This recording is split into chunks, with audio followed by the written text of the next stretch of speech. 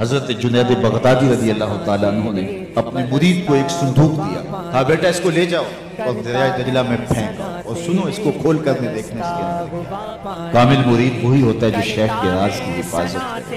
مرید نے صندوق اٹھایا اور دجلہ کنارے پہنچا، جب صندوق پھینکا تو کیا دیکھا کہ پانی نے راستہ دیا، اپنی آغوش میں صندوق کو ادب سے سمیٹ دیا۔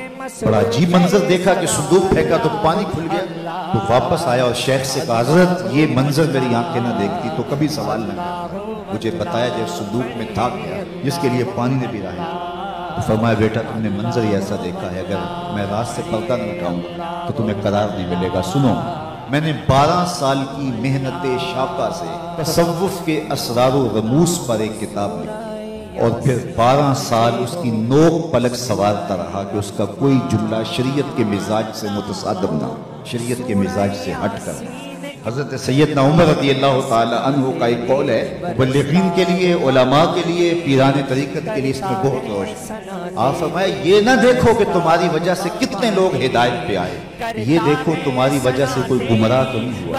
ڈاکٹر یہ نہ دیکھے کہ اتنے لوگ میرے ہاسپٹل سے شفا پا کے گئے ہیں، یہ دیکھے کہ میری غلط دعائی سے کوئی مریض مر تو نہیں گیا۔ تو کہا میں نے 12 سال محنت کی ہے، کوئی جملہ شریعت کے مزاج سے ہٹ کر نہ، 24 سال کی۔ پھر 12 سال سوچتا رہا اس کتاب کو لوگوں تک پہنچاؤں کہ نہ پہنچاؤں، 12 سال اس سوچ میں گزر گئے۔ آج 36 سال گزرنے کے بعد میں نے فیصلہ کیا کتاب اللہ قرآن مجید کے ہوتے ہوئے لوگوں کو جنید کی کسی کتاب کی ضرورت نہیں ہے، اور یہ جو تم صندوق میں پھینک کے آئے ہو یہ میری 36 سال کی کمائی۔ تو کتاب سے وابستگی اختیار کرنا یہ تصوف کا وہ ضابطہ ہے جو صوفی کو حقیقی صوفی بنا۔